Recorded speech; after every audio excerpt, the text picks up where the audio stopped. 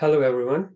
So we are here for the second presentation in the series of presentation where we are discussing how AI can help in taking smarter decision for the business. Today, we will be discussing the use case of healthcare. The first presentation, link for the first presentation would be emailed to you soon after the presentation. Let me share my screen and begin with the presentation today.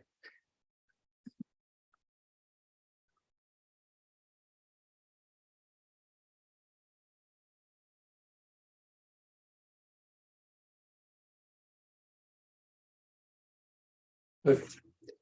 So today we will discuss how deep learning can help in enhancing the healthcare business. So let's start the presentation by discussing why do we need deep learning in healthcare. So the very first reason we need deep learning in healthcare is because of the data. So in healthcare, the data is collected in the electronic format, which gives, so electronic health records gives us a way to access a lot of digital data in a very quick way. And also this data is increasing day by day. Whether it's image data from MRIs, CT scans, or X-rays, whether it's text data from doctor's prescription to the patient, or be it diagnosis data from the medical report, or data from wearable devices like Fitbit or from sensors, that is real-time data. Be it any data, deep learning can consume a lot of data and multimodal data. So of course, in deep learning algorithm, there are other specifications which are very important, but mostly the constraint comes from the data part, data size part, and healthcare industry has that covered. The second reason is the nature of data in healthcare industry is complex. So most of the data is in image format or in the text format, and presently, there is no better technology, at least in my knowledge, which can use unstructured data as efficiently as deep learning. So that is one more reason to use deep learning in healthcare. Another is, if there is a technology out there which is reliable, which is fast, and which is accurate enough to make results in a consistent way, it makes a very strong use case to be used as an aid to the medical staff to take some pressure off from already overburdened medical staff. I'll give you an example for this. For example, over here in the image, you see three plots. Let's focus our attention towards the first plot. So all the three plots are for three different diseases, three different types of cancer. On the x-axis, in the very first plot, you see sensitivity, that is true positive rate. Out of total people in the study, what percentage or what proportion of the people labeled as having disease really had the disease. And specificity on the y-axis is true negative rate.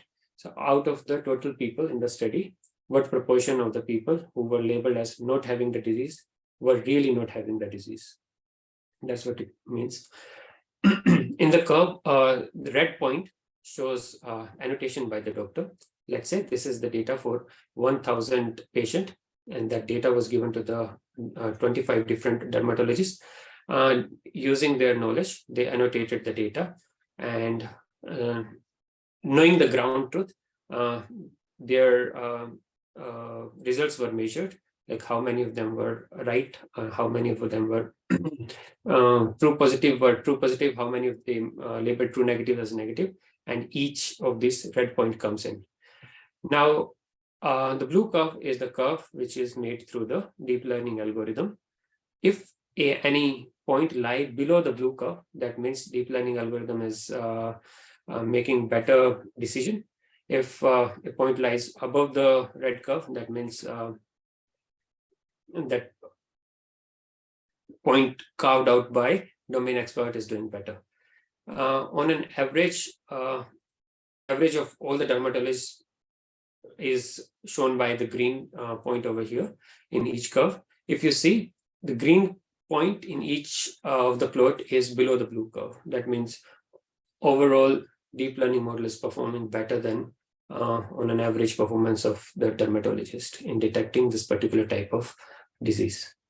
Going forward, we'll see more deep learning model and see how deep learning is really making this thing even more.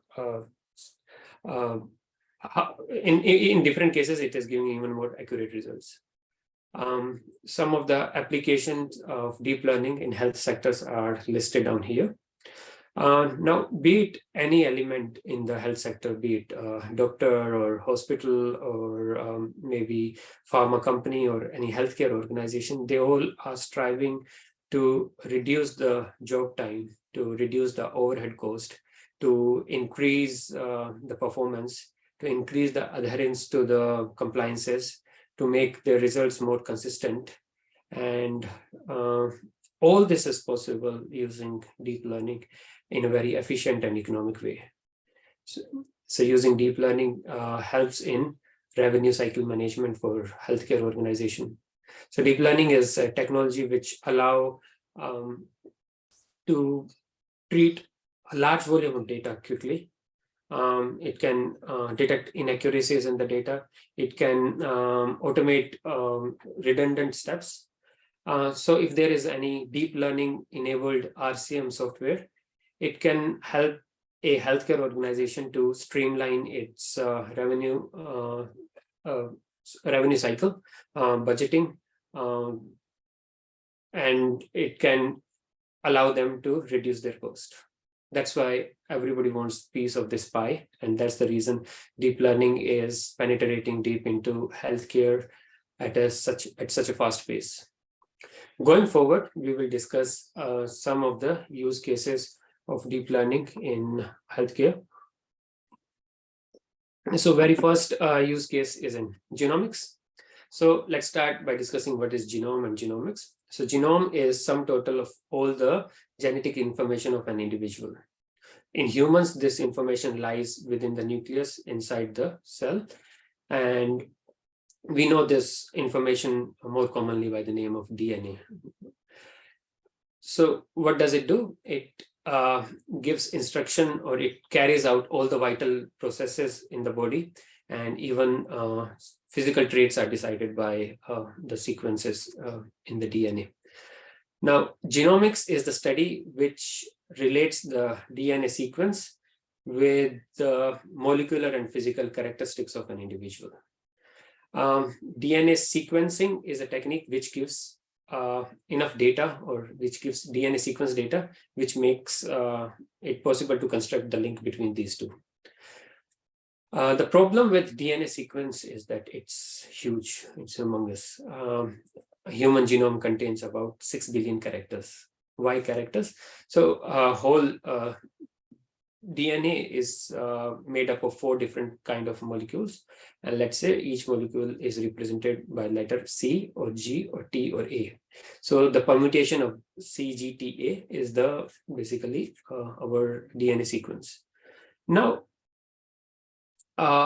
the problem is not only that it is large.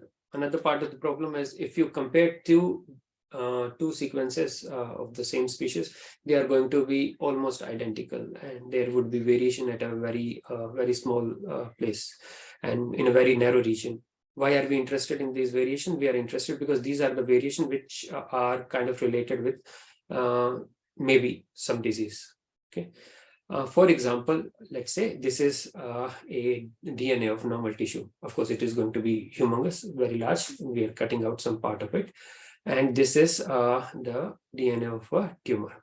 First thing is to find out whether they vary at any place or not. This is possible. So we see, yeah, they vary. They vary at the places where there is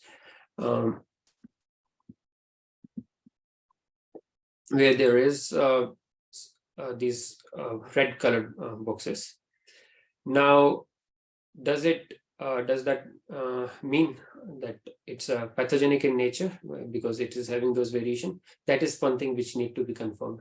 Whether there is variation, whether this variation is insignificant or it causes some kind of pathogenic disease. Now, if it is pathogenic in nature, then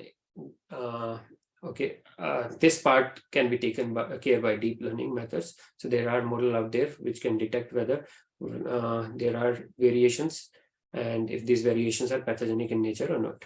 If they are pathogenic, then we need to make a relation between these mutations and the disease, what kind of disease these variations are causing. In this case, these are responsible for the cancer. Now, if this relation between these variations or mutations and the disease can be formed, it kind of opens up in door for new kind of medication known as personalized medication, in which tailored treatment will be given to could be given to the patients depending upon their sequence, genetic sequence, their inheritance information, their lifestyle or environmental information. What does this mean is maybe if these drivers or these mutations and the disease relationship is known properly, two people having the same disease don't need to have the same therapy, like the one which is the kind of therapy which is followed right now. It's like one size fits all. Probably it's not the best way to move forward. Depending upon sequence and knowing the information about the drivers which are causing, treatment should be given based on that. How deep learning can further help in personalized medication? What it can do is a deep learning model can use heterogeneous data across modalities. It can use medical imaging data, it can use health record data, genomics data, data about the drugs which have been taken by the person in the past, what was the environmental factors and lifestyle of the person. Depending upon this, it gives a tailored recommendation about the course of treatment, how the treatment should go. So to sum up, data in genomics is huge and it's complex. So it cannot be mined directly by visual investigation or pairwise correlation. What should be done is we should be using analytical tool to support an unanticipated relationship between mutations and the disease. How to do this? So this is more like pattern recognition. Machine learning algorithms are really good at pattern recognition. Within machine learning algorithm, we should be using deep learning because this kind of help us to eliminate the problem of feature engineering. And finally, with deep learning, we can yield end-to-end models. So that's our goal. So at Calpion, we are doing something similar. We are working on the use case of protein engineering. So what it means, so we are using protein data in the form of image, in which we are using protein X-ray diffraction data, and we are giving to the model chemical environment around a amino acid which we are interested to mutate. So something like this happens. Here alanine is converted to lysine, or else we work with text data where we give the complete sequence information to the model. And here we assume that we are passing all the local interaction as well as the global interaction in the form of text sequence. And here again, a amino acid of interest is mutated, and we see that valine is observe that valine is mutated to leucine. Why are these mutations? So our assumption is once we make these suggested mutation, final protein which we get that works better than the initial protein. So it improves these mutation improves the properties of the specific properties of the protein. Is that difficult? Yes, that is difficult. Why? Because let's assume a protein of length 100 having 100 different amino acid. In that case, there are 20 raised to power 100 possibilities, total possibilities of mutation. And if we talk about single point mutation, there are 20 into 100, roughly 2000 total single point mutation. Now, selecting 20 or 30 best mutation out of these, all the possible mutations is horrendous task, isn't it? And this is possible using deep learning, and we have been doing it for more than a year now, and with a hit rate of around 20 to 40%. That means if we suggest 10 mutations, 2 to 4 mutation works really well. Going forward, we discuss the use of deep learning trained bots in healthcare. Now, deep learning today is at the stage where it is possible for us to make a machine understand a language. So when it understands a language, it can understand the context of question which is asked to it. And depending upon the context, it can give answer using the knowledge of the language as well as knowledge of the particular domain, which is already embedded into the bot. So we have been doing this practice, following this practice at Calpion, and we are currently developing a chatbot to handle insurance inquiry. So the workflow for this chatbot goes something like this, that we have information about users. Let's say we have a list of user information, and chatbot reads the first information, person A, and then it wants to find out the claim status of that person. It makes a call to the insurance company, and typically there is exchange of information between the insurance agent and the chatbot. They would ask for credential verification. Bot will have to give some information which is already with the bot about that user, and finally bot will ask, what is the status of the claim, and whatever answer is given by the insurance agent, that would be recorded down and will be added to the database. This is possible because the language understanding in the bot is there. So if a bot can understand language, it can probably be used as virtual assistant in many other tasks where we have been using maybe manpower or maybe RPA bots. So I'll come to RPA bots in a minute. So maybe other use cases can be scheduling medical appointments, provide medical information, prescription refills, and so on and so forth. So one point I would like to highlight is, like right now, what I'm talking about is deep learning trained bots. And these are different from RPA bots. RPA bots are more like the bots which are rule-based. Okay, if A happens, then B will happen, otherwise C will happen. Okay, something like this. It's more like if-else statement kind of bots. But this bot is the bot which understands the language and gives response, human-like responses, because it understands the language and context of the question asked, and it can do the conversation. One example of this, if you have already used ChatGPT, that is like a broader example of this. So what we do is we are making, let's say, ChatGPT on a very narrow domain. Cool. So the next use case can be medical image analysis. So here, let's first discuss the case of diabetic retinopathy. So among all the diabetic patient, about 18% of the patient in India, this is 18% patient will have the prevalence of diabetic retinopathy. This proportion in US goes up to 28.5%. How this particular disease is diagnosed? So ophthalmologist takes image of your eye, retina, and then it is manually interpreted. And okay, there are other methods to diagnose this, but this is one of the acceptable method.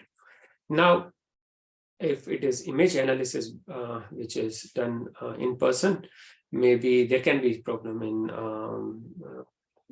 consistency. Or if it can be done by humans, we by now know that deep learning algorithms are really good in image analysis. So what we do is we take thousands of examples of healthy eye and thousands of examples of diseased eye, and we feed into a convolutional neural network, and we train a classifier which can tell us whether a given image is healthy or it's a diseased. It can automatically detect those features which make it diseased. Now, how is the performance of this model? So if we see the performance here, again, we see two different plots in the image. On the left, we see on one data set, on the right, it corresponds to a different data set. Specificity is on the x-axis and sensitivity is on the y-axis. Again, the black curve is the curve which shows the model performance, and the colorful dots are the annotation by ophthalmologist or domain expert. Here we see both the models are performing almost comparatively, means deep learning model is performing almost comparative to the domain experts. So with this, I'll come to another point in model building, which is on the data. How does the quality of the data and quantity of the data impact the model? So let's look at this image. Let's focus our attention on the left part once.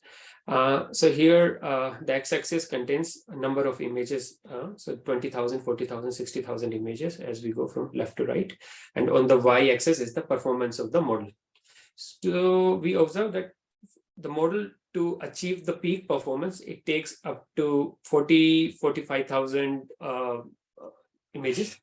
So this is just to give you an idea, like when we talk about deep learning, the amount of data which is expected is few thousand, in the order of few thousands, or maybe few tens of thousands. Okay, here it's around 40 to 50,000. Second image on the right side, again, on the y-axis is the performance of the model, and the x-axis is the annotation by how many number of domain experts has annotated a particular image. If there are images which let's say there are 5 dermatologists, 5 domain experts, out of which only one is annotating a particular image, that means other 4 domain experts are not very sure about what is happening in the image, and maybe that image is not giving the complete information to find out or to detect whether disease is present or not. Okay. So if if the data set consists of such images, you see the overall performance is in the yellow curve. It's around between 60 to 70%. And as the number of annotation increases, that means confidence of a bunch of data experts in a particular image increases, we see the model performance increasing. So when it becomes easier for humans to annotate something, it becomes easier for machine also to annotate the same thing. So that is about the quality of the data. So if there is more data with high picture quality, or maybe not only picture quality, about like if the information can really be extracted out, then yeah, deep learning model performs really well to extract out that information. Another example in the image analysis can be detecting the skin cancer. It's basically, again, something very similar to what we have discussed. Given a set of image, we need to find out whether these particular images belongs to a benign or malignant form of disease. So that is binary classification, and convolutional neural network, or in general deep learning models do really well as a binary classifier, and it can find out whether these images are benign or malignant. And once we find out malignant, then there are, let's say, more than 750 type of malignancies which are known in for the skin diseases. Can this model, can a new model be made which can label which of those malignancy is present? So what we do is this becomes a case for multi-class classification, and a particular image is taken and it is fed through the network. And what does this deep neural network is doing? It's an inception-based network. What it is doing is it is taking out in some features, extracting features out of the image. These features can be something which make sense in the physical world, something like shape of this lesion, or maybe color of the lesion, maybe texture of the lesion, or maybe it kind of extract some feature which is numeric and it doesn't really make sense in the physical world, but it makes sense to the model. These features are finally passed on to the linear layer, which does some computation and finally give us the final output. Final output is one label out of the different 757 labels which are over here.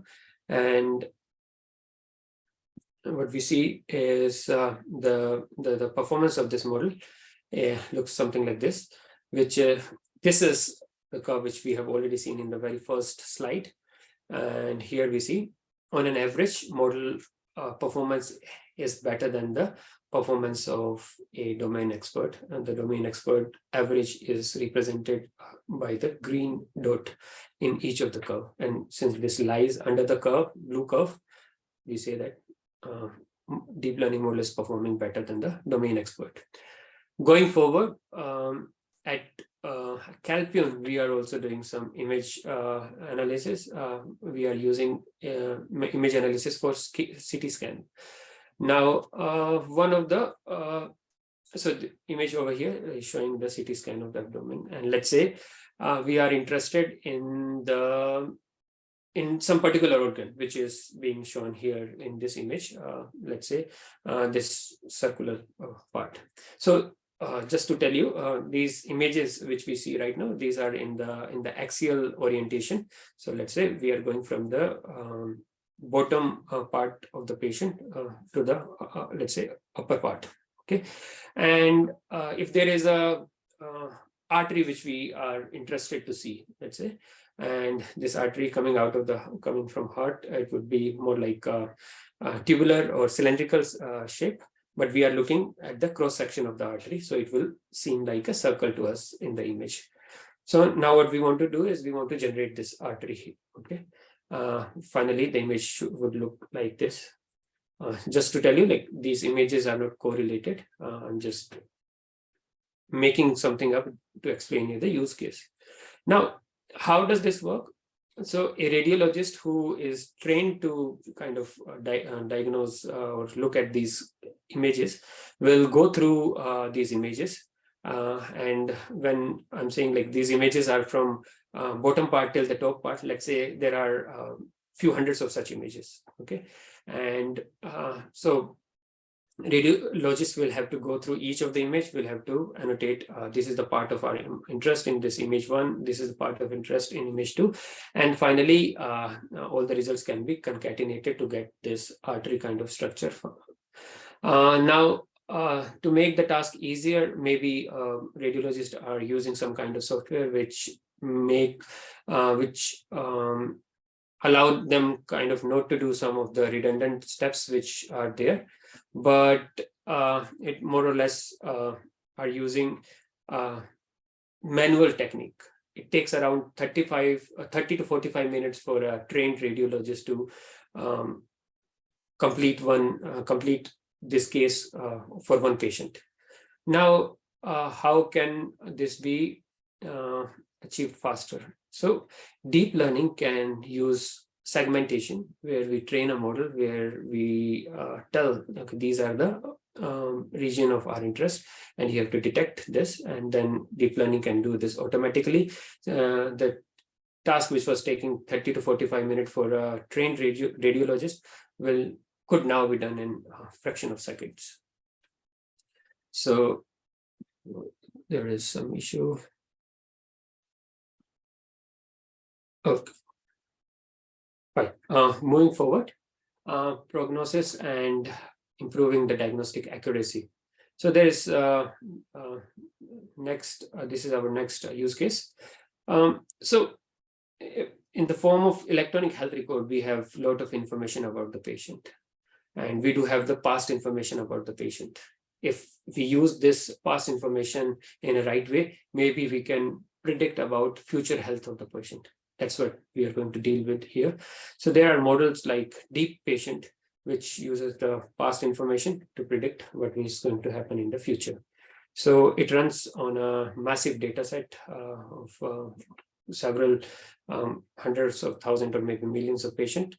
And when you are making a model for such a large, training a model on such a large data set, one thing which needs to be kept in mind is number of features should not be too large. So you can decrease the feature, and that's what this model does. It does decrease the features which are present in electronic health record. Let's say several hundreds of features are present. They would be reduced down to few tens of features using autoencoders. And now these reduced feature data set will be used to make some model for benchmarking purposes. Going forward, there are other algorithm like the algorithm for early detection of heart failures. So it uses recurrent neural network and it utilizes temporal data. What does that mean is, until now, whatever algorithm we have been discussing, they use the information, but somehow they were not using the time information. If we know about a patient's visit to the doctor, and we know like what was the symptom on day 1 and what was the prescription on the day 1, and the second visit was on day 10, what was the symptom then and what was the prescription then, and third visit was on day 15. And if we know this complete information, what we can do is we can feed in this information in recurrent neural network to get a better output. So over here, symptoms and prescription of the doctor on different visits is given. Of course, we can't feed in these symptom as cough fever to the model. We need to convert them into some kind of numbers. And one of the way to convert them into number is one-hot encoding. And there are other sophisticated embedding techniques there, which we generally use. But just to explain, like one-hot encoder is, again, in matrix where there are a lot of zeros and there is one corresponding to a particular rank of this particular word. Okay, cough will have, let's say, last thing as 1, and fever will have first thing as 1. And if there is a visit where cough is also present, fever is also present, then the last thing and the very first thing will be 1. A complicated, slightly more complicated matrix will be formed, and this feature would this matrix would be used as input for time T1, and similar matrix would be made for time T2, T3, and they would be fed in the recurrent neural network. Anyhow, how is the performance of this model? So here it is shown in the bar graph. First 4 bars are for some other machine learning algorithm, and last 2 are for the recurrent neural network. So gated recurrent neural network is being used here. One thing to note is GRUs or RNNs perform better than the other machine learning method. Second thing to note is that the 2 bars for the GRUs, the left one is without using the temporal data, and the last one on the right is the one which uses the temporal data. And it gives only a marginal improvement over the one which doesn't really use temporal data, maybe improvement of 1% or something like that. And the question can be, does it really make sense to go this extra mile for just 1% of improvement?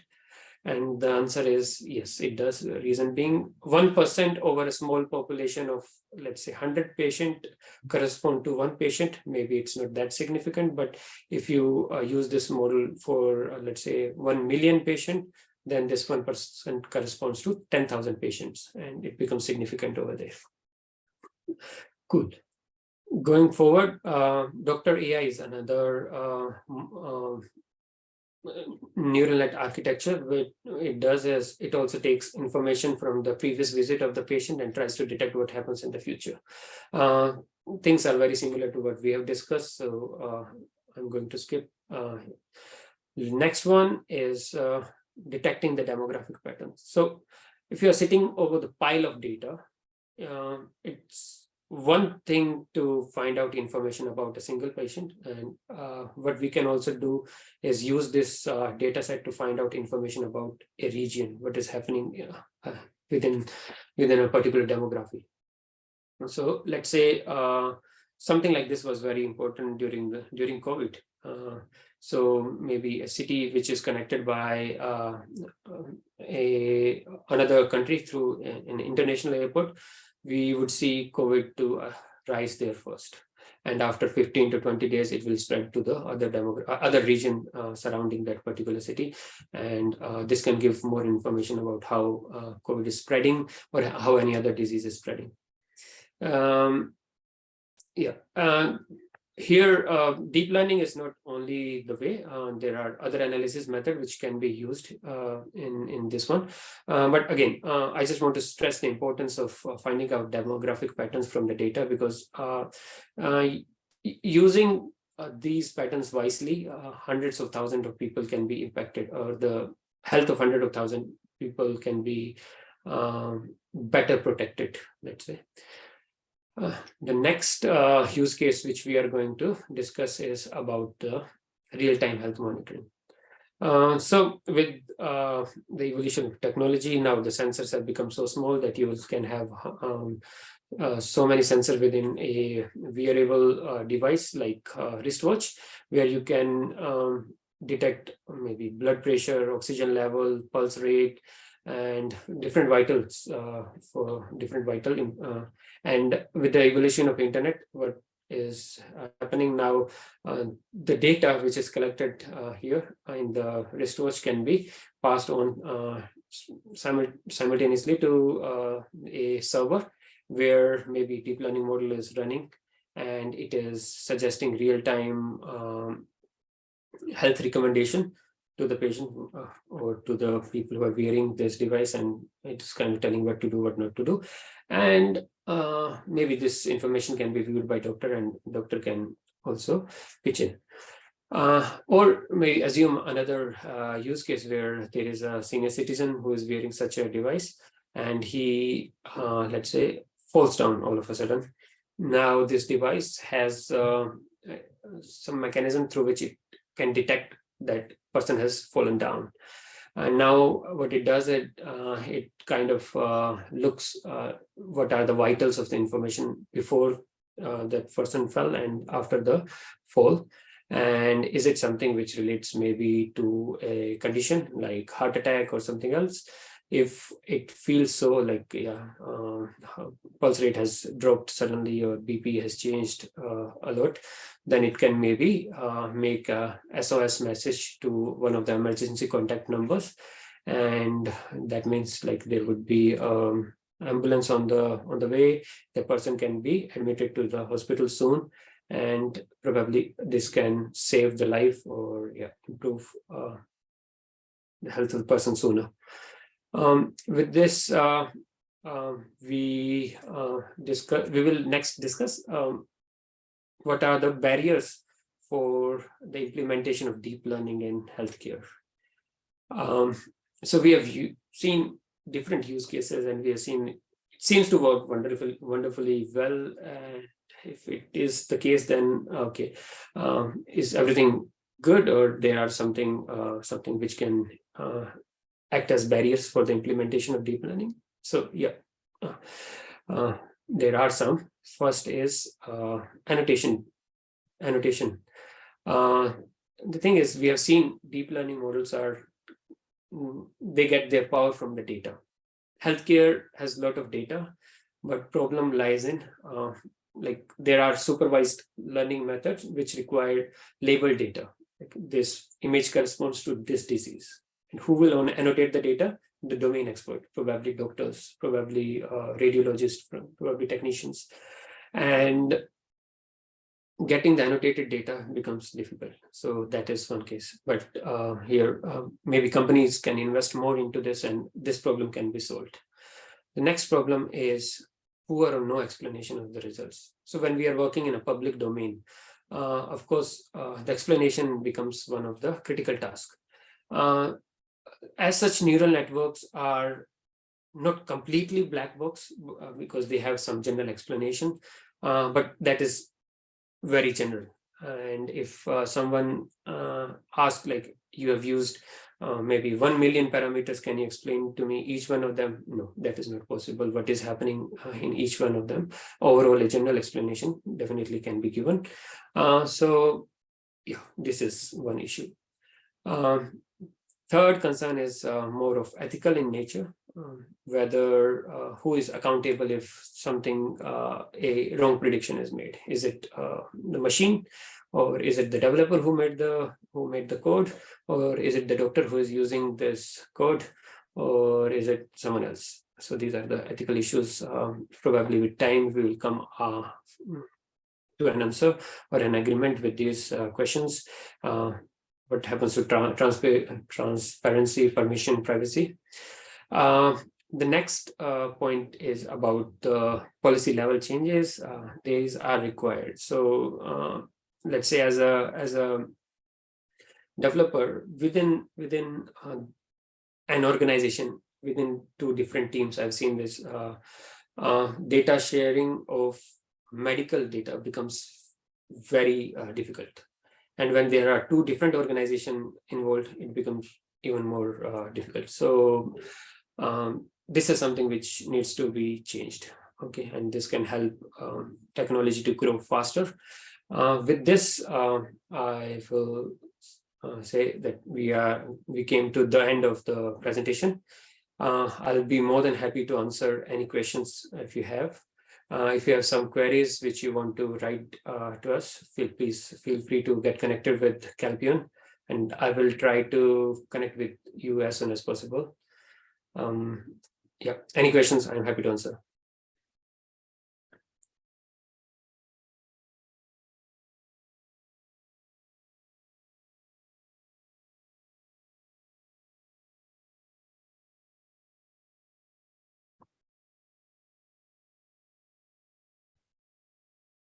Okay, so I think I'm getting some questions in the chat. What are the best practices? Okay, so the best practices, again, the thing is, the gist of the presentation I would like you to know is like deep learning methods are based on data. So the best practices should be would be centered around data collection. So one is you need to have good amount of data. And when you're collecting the data, you can make sure that it is well annotated, if that is possible. You can make sure about the quality of the data also. How do I know what data to collect? So it depends upon your question. So what do you want to do? So first of all, you need to formulate that question. And once you know that, probably you can deal with a domain expert in data science or deep learning, and they can tell you what is the data which will be required for a particular task. Okay.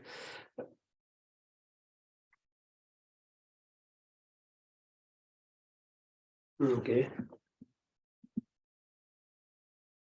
So there is another question. Can deep learning be used to identify errors in documentation of patient records?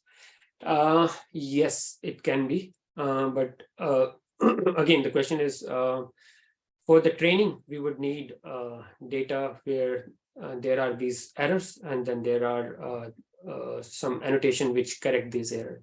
If we have such data, we can train a model which in the long run can identify errors in the documentation. Of course, this can be done.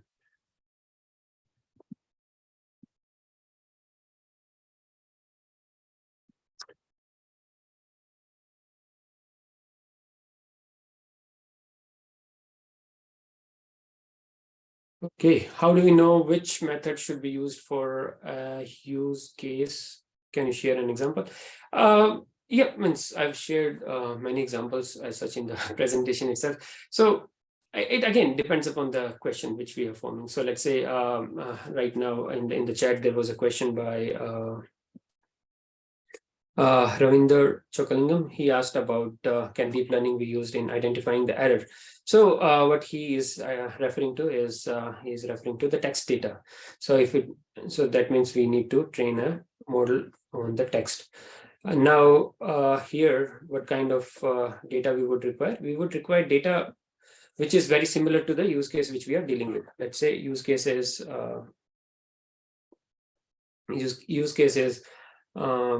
these documentation. So we require lot of these documents with us. How do we know which method? And for text-based method, there are multiple methods. to be frank, like before making the model, even a data scientist wouldn't know which model needs to be made. So upfront, I can't give you any answer. What we do is we usually make multiple models. We see the performance of the model, and we hand over the best model to the client. So that's how it is done. A priori, no one can say this method is going to work the best. And it also depends upon the data. Like if we are going to have no bar on the data, we are going to have enormous amount of data. Generally, deep learning method tends to work much better than the other methods. Secondly, again, if science behind a particular thing is known, that these are the 5 features which predominantly impact this particular disease or particular task, then probably feature engineering becomes easy. We can take only those 5 things as features and ignore rest of the others. When such things are not known, then like rather than getting stuck in the problem of feature engineering, it makes more sense that we just go into the deep learning route, where feature engineering is embedded into the algorithm itself. It kind of extract feature out of itself. Do you have chatbots implemented to get insurance authorization? So it's not implemented yet. So we are developing them. So they would be implemented soon.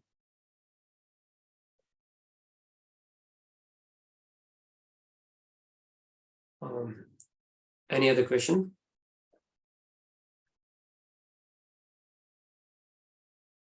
Okay, cool. I will take that as a no. So maybe if you have any other queries which arise later on, please feel free to write to us. And okay, there's another question. It appears that ML industry should encourage or facilitate collection of data in most accurate and appropriate form. That is, image should be taken in very standard manner using. Yes, but of course, like we can't regulate this thing. So if image is not taken in a standard format, that of course brings in some problem for us, but that can be dealt. More bigger problem becomes is like if we have only the image and not the annotation, that becomes kind of a bigger problem. This is the problem which can be dealt, and this kind of solution probably wouldn't work. We are no one to kind of dictate that any agency who is taking the image should be taking in this format or should be centering the image to this particular thing or whatever. Cool. Nice suggestion, Dr. Song. Okay. So over to you, Shane.